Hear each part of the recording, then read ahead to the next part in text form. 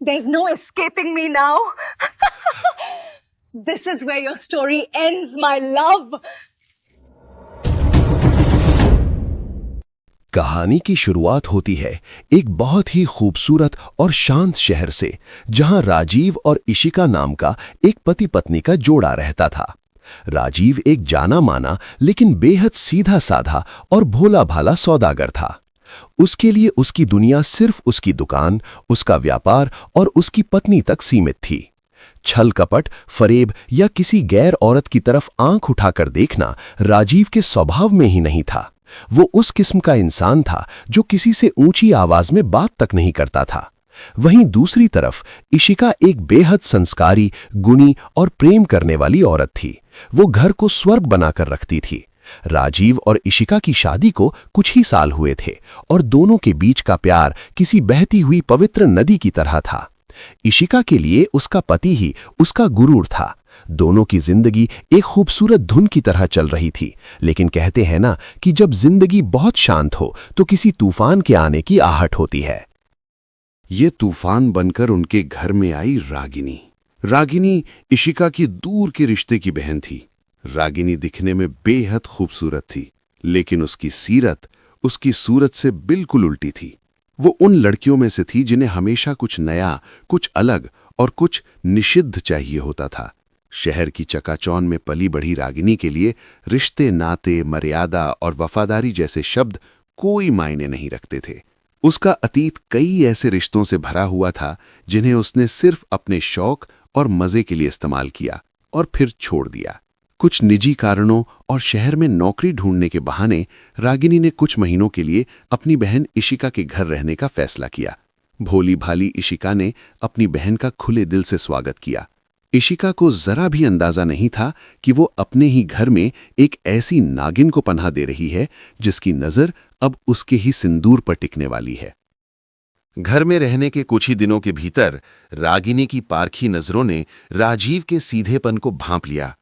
रागिनी के लिए आज तक मर्द सिर्फ वो थे जो उसके एक इशारे पर दौड़े चले आते थे, लेकिन राजीव अलग था। वो रागिनी से नजरें मिलाकर बात तक नहीं करता था, अपनी साली को पूरा सम्मान देता था। राजीव का यही भोलापन, यही गुड बॉय वाला अंदाज रागिनी के अंदर एक अजीब सी खुजली पैदा करने लगा। रागिनी ने सोच लिया, जो इंसान किसी और की तरफ देखता तक नहीं, उसे अपने हुस्न के जाल में फंसाने का मजा ही कुछ और है। उसने अपनी चालें चलनी शुरू कर दी। कभी वो जानबूझकर नहाने के बाद गीले बालों के साथ तौलिए में ही हॉल में आ जाती, तो कभी सोफे पर ऐसे बैठती कि उसके कपड़े उसकी हदें पार कर रहे हों। राजीव, जो अपनी मर्यादा में रहने वाला इंसान था, अक्सर नजरें झुकाकर वहां से हट जाता, लेकिन राजीव का ये नजरें चुराना रागिनी को और भी ज्यादा उकसा रहा था। कुछ हफ्ते बीत गए। एक शाम आसमान में काले घने बादल छाए हुए थे। तेज बारिश हो रही थी। मौसम में एक अजीब सी ठंडक और सिहरन थी। इशिका को अपनी किसी सहेली के घर एक जरूरी पूजा में जाना पड़ा था और तेज बारिश के कारण वो वहीं फंस गई। उसने राजीव को फोन करके बता दिया था कि वो रात को देर से लौटेगी। घर में अब सिर्फ दो लोग थे, राजीव और रागिनी। राजीव अपने स्टडी रूम में बैठा अपनी लैपटॉप की स्क्रीन पर नजरें गड़ाए अपने व्यापार का कुछ हिसाब देख रहा था। कमरे में सिर्फ एक हल्की सी पीले रंग की लैंप जल रही थी। तभी कमरे का दरवाजा हल्के से खुला। रागिनी अंदर आई। उसने एक बेहद ही पतला रेशमी नाइट गाउन पहना हुआ था, जो उसके जिस्म के उतार चढ़ाव को बड़ी बेबाकी से बयां कर रहा था। कमरे में आते ही उसके महंगे परफ्यूम और बारिश की मिट्टी की मिलीजुली महक ने पूरे कमरे की हवा को भारी कर दिया। उसके हाथों में 2 कप कॉफी थी। जीजू, इतनी रात तक काम करेंगे तो बीमार पड़ जाएंगे। रागिनी की आवाज में एक अजीब सी नजाकत और गहरा खिंचाव था। राजीव ने स्क्रीन से नजरें हटाईं और हल्का सा मुस्कुराकर कहा, बस थोड़ा सा काम बाकी है रागिनी, तुम सो जाओ। रागिनी कॉफी का मग टेबल पर रखते हुए राजीव की कुर्सी के बिल्कुल पीछे आकर खड़ी हो गई, इतनी करीब कि राजीव को उसकी सांसों की गर्माहट अपनी गर्दन पर महसूस होने लगी। राजीव असहज होने लगा। रागिनी, तुम जाओ, मुझे काम करने दो, उसने हल्की घबराहट के साथ कहा। लेकिन रागिनी कहाँ रुकने वाली थी। उसने अपने दोनों हाथ आगे बढ़ाए और राजीव के कंधों पर रख दिए। उसकी उंगलियों का वो ठंडा और मुलायम स्पर्श जैसे ही राजीव के शरीर पर पड़ा, राजीव के शरीर में एक अजीब सी बिजली दौड़ गई। वो एकदम सुन्न पड़ गया। एक सीधे साधे इंसान के लिए यह एहसास बिल्कुल अनजाना और खतरनाक था। इतनी भी क्या जल्दी है जीजू, दीदी तो है नहीं, थोड़ा आराम कर लीजिए ना। रागिनी ने झुकते हुए अपने होंठ राजीव के कानों के बिल्कुल करीब ले जाकर फुसफुसाए। उसकी गीली जुल्फें राजीव के चेहरे को छूने लगीं।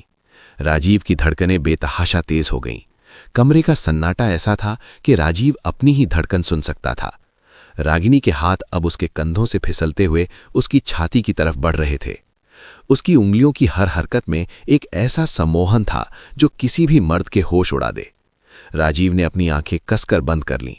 एक पल के लिए, सिर्फ एक पल के लिए उस बारिश की रात, उस मादक खुशबू और एक खूबसूरत औरत के इतने करीब होने से राजीव के भीतर का पुरुष पिघलने लगा। रागिनी ने राजीव की कुर्सी को हल्का सा घुमाया। अब वो राजीव के बिल्कुल सामने खड़ी थी। उसने राजीव का चेहरा अपने हाथों में लिया। राजीव की आंखें अभी भी बंद थीं, उसकी सांसें भारी हो चुकी थीं। रागिनी की नशीली आंखें राजीव के होठों को देख रही थीं। वो धीरे धीरे अपना चेहरा राजीव के चेहरे के करीब लाईं। उनके चेहरों के बीच अब मात्र कुछ इंच का फासला था। रागिनी की गर्म सांसें राजीव के होठों पर टकरा रही थीं।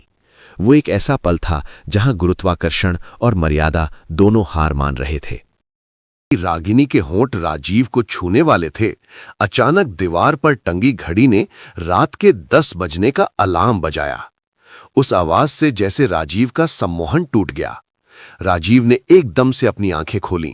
सामने रागिनी को उस हालत में देखकर उसे अपनी गलती का एहसास हुआ। उसकी नजर टेबल पर रखी इशिका की मुस्कुराती हुई तस्वीर पर पड़ी। इशिका का वो भोला चेहरा देखकर राजीव के अंदर अपराध बोध की एक लहर दौड़ गई। ये क्या कर रही हो तुम रागिनी? राजीव ने अचानक कुर्सी से उठते हुए रागिनी को हल्के से पीछे धकेला। उसकी आवाज में अब वो घबराहट नहीं बल्कि एक सख्ती थी। रागिनी, जो इस अचानक हुए प्रहार से हैरान थी, हल्की सी मुस्कुराई। उसकी मुस्कान में एक बेशर्मी थी। वही कर रही हूं जीजू जो आप भी चाहते हैं। दीदी को कुछ पता नहीं चलेगा, ये हमारा राज रहेगा। राजीव को अब इस लड़की की असलियत समझ आ रही थी। वो कांपते हुए बोला, अपनी हद में रहो रागिनी। इशिका मेरी पत्नी है, मेरी जिंदगी है। मैं ऐसा घटिया काम सपने में भी नहीं सोच सकता। तुम अभी इसी वक्त मेरे कमरे से बाहर जाओ। रागिनी ने अपने बालों को झटके से पीछे किया और एक तिरछी नजर राजीव पर डालते हुए कहा, आज बच गए जीजू, लेकिन कब तक अपनी प्यास मारोगे? मैं जानती हूं जो आग मैंने तुम्हारे अंदर लगाई है वो इतनी आसानी से नहीं बुझेगी। ये कहते हुए रागिनी कमरे से बाहर निकल गई। पीछे छूट गया राजीव, जो पसीने से लथपथ था। वो कुर्सी पर धम से बैठ गया और अपना सिर पकड़ लिया। आज उसने खुद को एक बहुत बड़े पाप से तो बचा लिया था, लेकिन उसे समझ आ गया था कि उसके घर में जो लड़की रह रही है वो कोई मासूम बहन नहीं, बल्कि एक ऐसा जहर है जो उसके हंसते खेलते घर को बर्बाद करने आई है। अब राजीव के सामने एक बहुत बड़ी चुनौती थी। वो सीधे जाकर इशिका को ये बात नहीं बता सकता था, क्योंकि इशिका अपनी बहन से बहुत प्यार करती थी और शायद बिना सबूत के राजीव की बात पर विश्वास न करती, या शायद ये बात सुनकर इशिका का दिल टूट जाता। राजीव ने उस रात एक फैसला किया। वो इस जहरीली नागिन का असली चेहरा खुद इशिका के सामने लेकर आएगा, और वो भी पूरी चालाकी के साथ। सीधा साधा राजीव अब अपने परिवार को बचाने के लिए एक कड़ा कदम उठाने वाला था। उस खौफनाक रात के बाद सुबह हुई। इशिका घर लौट आई थी। उसके चेहरे पर वही पुरानी मासूमियत और मुस्कान थी। राजीव ने इशिका को गले लगाया, लेकिन उसके मन में रात की घटना हथौड़े की तरह बज रही थी। राजीव जानता था कि अगर उसने सीधे इशिका को रागिनी की सच्चाई बताई तो शायद रागिनी कोई झूठी कहानी गढ़ दे और बहनों के बीच दरार आ जाए। राजीव को एक ऐसे सबूत की जरूरत थी जिससे रागिनी अपने ही बिछाए जाल में फंस जाए और इशिका अपनी आंखों से उसका असली चेहरा देख ले। लेकिन उससे पहले राजीव ने तय किया कि वो रागिनी के गुरूर को बिना कुछ कहे तोड़ेगा। वो उसे दिखाएगा कि एक पति पत्नी के बीच का प्यार किसी भी जिस्मानी आकर्षण से कितना ऊपर और गहरा होता है। रविवार की शाम थी। हल्की हल्की सर्द हवाएं चल रही थीं। इशिका बालकनी में खड़ी होकर अपने बालों को तौलिए से सुखा रही थी। उसने एक साधारण सी लेकिन बेहद खूबसूरत सूती साड़ी पहनी हुई थी। उसकी गर्दन पर पानी की कुछ बूंदें चमक रही थीं। रागिनी हॉल में सोफे पर बैठी फोन चला रही थी, लेकिन उसकी तिरछी नजरें बालकनी की तरफ ही थीं। तभी राजीव वहां आया। उसने हॉल में रागिनी को देखा, लेकिन उसे पूरी तरह नजरअंदाज करते हुए सीधा बालकनी में इशिका के पास चला गया। राजीव ने पीछे से जाकर अपने दोनों हाथ इशिका की कमर के इर्द गिर्द लपेट लिए और उसे अपनी ओर खींच लिया। अचानक हुए स्पर्श से इशिका हल्की सी चौंक गई, लेकिन जैसे ही उसे राजीव की जानी पहचानी खुशबू आई, वो मुस्कुरा उठी। अरे, क्या कर रहे हैं, कोई देख लेगा। इशिका ने शर्माते हुए अपनी नजरें झुका लीं। देखने दो, मेरी पत्नी हो तुम। राजीव की आवाज में गहरा नशा और अधिकार था। उसने इशिका के गीले बालों को हल्के से उंगलियों से संवारा और एक तरफ कर दिया। उसकी ठुड्डी अब इशिका के कंधे पर टिकी थी। राजीव की गर्म सांसें इशिका की भीगी गर्दन को छूने लगीं, जिससे इशिका के पूरे शरीर में एक मीठी सी सिहरन दौड़ गई। इशिका ने अपनी आंखें बंद कर लीं और खुद को पूरी तरह राजीव की बाहों में सौंप दिया। राजीव ने उसे धीरे से अपनी ओर घुमाया। इशिका की नजरें झुकी हुई थीं और गाल शर्म से लाल हो रहे थे। राजीव ने बहुत ही कोमलता से इशिका का चेहरा अपने हाथों में लिया और उसके माथे पर एक गहरा पवित्र चुंबन अंकित कर दिया। फिर उसकी उंगलियां इशिका के गालों को सहलाती हुई उसके होठों के करीब आईं। उनके बीच का वो मौन, वो आंखों ही आंखों में होने वाली गुफ्तगू किसी भी जिस्मानी रिश्ते से कहीं ज्यादा गहरी और रूहानी थी। राजीव ने इशिका को इतने करीब से सीने से लगा लिया कि जैसे वो उसे अपने अंदर समा लेना चाहता हो। ये एक पति का अपनी पत्नी के लिए वो शुद्ध और गहरा प्रेम था, जिसमें हवस नहीं बल्कि जन्मों जन्मों का सुकून था। हॉल में बैठी रागिनी ये सब देख रही थी। उसके हाथ में पकड़ा हुआ फोन गुस्से से कांप रहा था। जिस मर्द को उसने कल रात अपने हुस्न का सबसे घातक लालच दिया था, वो आज उसके सामने अपनी साधारण सी पत्नी पर इस कदर प्यार लुटा रहा था। रागिनी का गुरूर चकनाचूर हो रहा था। जलन की आग में उसका पूरा शरीर जलने लगा। उसे लगा जैसे राजीव जानबूझकर उसे चिढ़ा रहा है और उसकी हार का मजाक उड़ा रहा है। बालकनी से लौटकर राजीव ने अपने दिमाग में एक पक्का प्लान बना लिया था। वो जानता था कि रागिनी का घमंड टूट चुका है और अब वो कोई ना कोई बड़ी गलती जरूर करेगी। अगले दिन सुबह राजीव ने डाइनिंग टेबल पर नाश्ता करते हुए इशिका से कहा, इशिका, मुझे आज रात शहर से बाहर जाना पड़ सकता है। एक बहुत जरूरी डील है, शायद मैं कल दोपहर तक लौट पाऊंगा।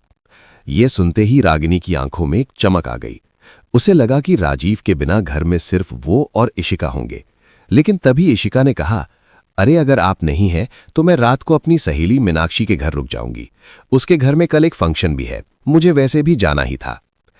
रागिनी मन ही मन खुशी से झूम उठी। उसने सोचा कि अगर इशिका भी घर पर नहीं होगी तो आज रात वो राजीव को किसी भी बहाने से घर पर रोक लेगी और उसे अपने जाल में फंसा लेगी। लेकिन असलियत कुछ और थी। जैसे ही राजीव काम के लिए निकला, उसने रास्ते से इशिका को फोन किया। इशिका, मेरी बात बहुत ध्यान से सुनो। तुम मीनाक्षी के घर जाने का नाटक करना, लेकिन रात को 8 बजे पिछले दरवाजे से चुपचाप घर आ जाना और सीधे मेरे स्टडी रूम से जुड़े स्टोर रूम में छुप जाना। चाहे कुछ भी हो जाए, जब तक मैं ना कहूं बाहर मत आना। इशिका घबरा गई। लेकिन क्यों राजीव, क्या बात है? राजीव ने गंभीरता से कहा, बस मुझ पर भरोसा रखो। आज रात मैं तुम्हें हमारे घर में छुपे एक ऐसे सच से मिलवाना चाहता हूं जिसे जानना तुम्हारे लिए बहुत जरूरी है। इशिका अपने पति पर अंधविश्वास करती थी। उसने हामी भर दी। रात के 9 बज चुके थे। घर में पूरी तरह सन्नाटा था। रागिनी ने सोचा कि इशिका और राजीव दोनों घर पर नहीं हैं, लेकिन तभी घर का मुख्य दरवाजा खुला और राजीव अंदर आया। राजीव को देखकर रागिनी हैरान रह गई। जीजू, आप तो शहर से बाहर जाने वाले थे। राजीव ने एक गहरी सांस ली और हल्का सा मुस्कुराते हुए नाटक किया। हाँ रागिनी, लेकिन काम अचानक रद्द हो गया। सोचा घर आ जाऊं, इशिका तो घर पर है नहीं, अकेले मन नहीं लग रहा था।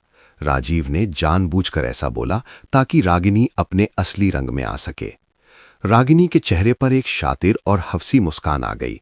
उसे लगा कि राजीव खुद चलकर उसके जाल में आ फंसा है। राजीव अपने स्टडी रूम में जाकर सोफे पर बैठ गया। कुछ देर बाद रागिनी हाथ में वाइन के 2 ग्लास लेकर अंदर आई।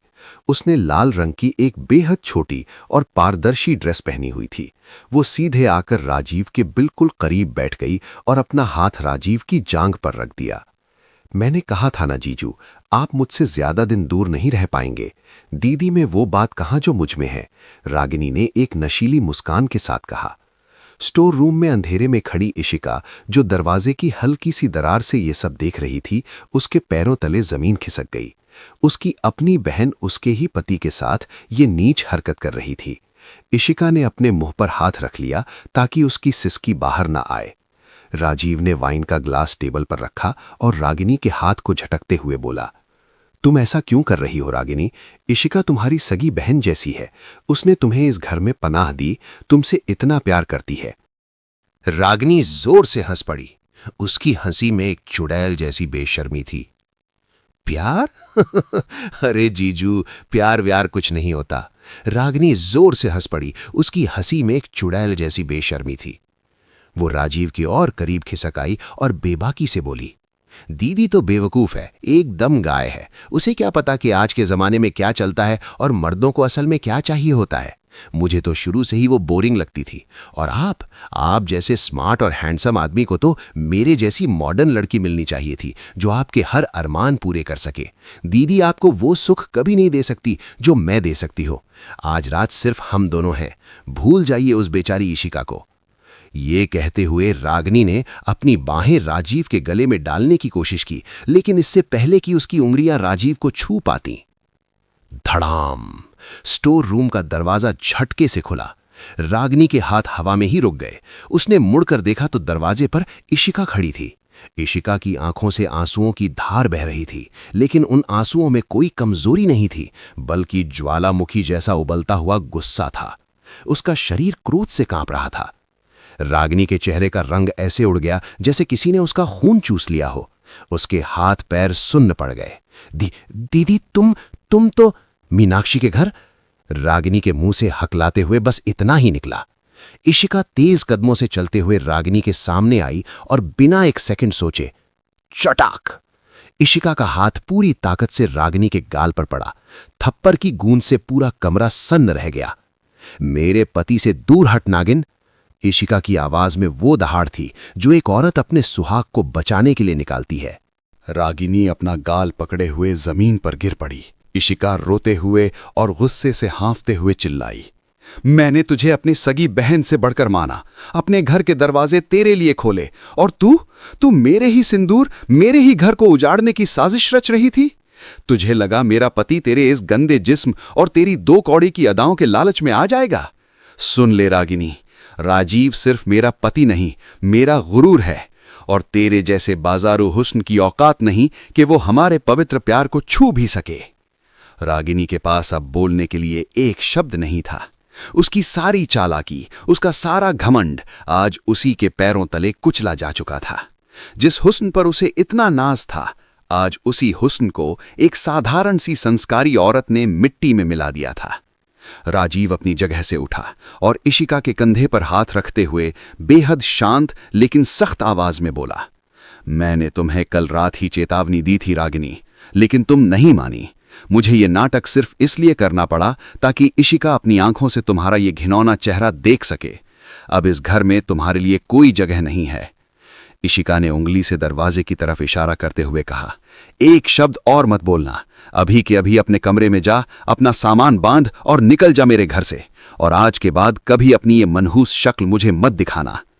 रागिनी समझ चुकी थी कि अब उसका खेल पूरी तरह खत्म हो चुका है। अपमान की आग में जलती हुई वो उठी, सिर झुकाए अपने कमरे में गई। कुछ ही मिनटों में उसने अपना सूटकेस पैक किया और मुंह छुपाते हुए उस घर से हमेशा हमेशा के लिए निकल गई। दरवाजे के बंद होने की आवाज के साथ ही घर में फैला सारा जहर भी बाहर निकल गया। रागिनी के जाते ही इशिका वहीं सोफे के पास फर्श पर बैठ गई और फूट फूट कर रोने लगी। उसे इस बात का गहरा सदमा था कि उसने किस पर भरोसा किया था। राजीव तुरंत उसके पास नीचे फर्श पर बैठ गया और उसे अपनी मजबूत बाहों में समेट लिया। शांत हो जाओ इशिका, रो मत मेरी जान। जो कचरा था वो घर से बाहर जा चुका है। राजीव ने बड़े प्यार से उसके सिर पर हाथ फेरते हुए कहा। इशिका ने अपने आंसू पोंछे और राजीव के सीने से लग गई। उसने राजीव की आंखों में देखते हुए कहा, मुझे माफ कर दीजिए राजीव, मैं कितनी अंधी थी जो उस नागिन को पहचान नहीं पाई। अगर आज आप नहीं होते तो मुझे कभी सच पता नहीं चलता। मुझे आप पर बहुत गर्व है। दुनिया में आज भी आप जैसे सच्चे मर्द हैं। ये जानकर मेरा प्यार आपके लिए 1000 गुना और बढ़ गया है। राजीव हल्का सा मुस्कुराया। उसने बड़ी कोमलता से इशिका के माथे को चूमा और कहा, हमारा प्यार कोई कांच का खिलौना नहीं है इशिका, जो किसी की बुरी नज़र से टूट जाए। मेरी दुनिया तुमसे शुरू होती है और तुम पर ही खत्म होती है। बाहर बारिश फिर से शुरू हो चुकी थी, लेकिन आज ये बारिश किसी तूफान की नहीं, बल्कि उनके घर की सारी गंदगी को धो डालने वाली एक पवित्र बारिश थी। इशिका ने राजीव का हाथ कसकर पकड़ दिया और उसके कंधे पर सिर रख दिया। दोनों के बीच एक गहरा सुकून था। मर्यादा, विश्वास और सच्चे प्यार ने आखिरकार वासना और फरेब को हरा दिया था। राजीव और इशिका की जिंदगी में अब कोई रागिनी नहीं थी, बस वो दोनों थे और उनका अटूट पवित्र प्रेम था।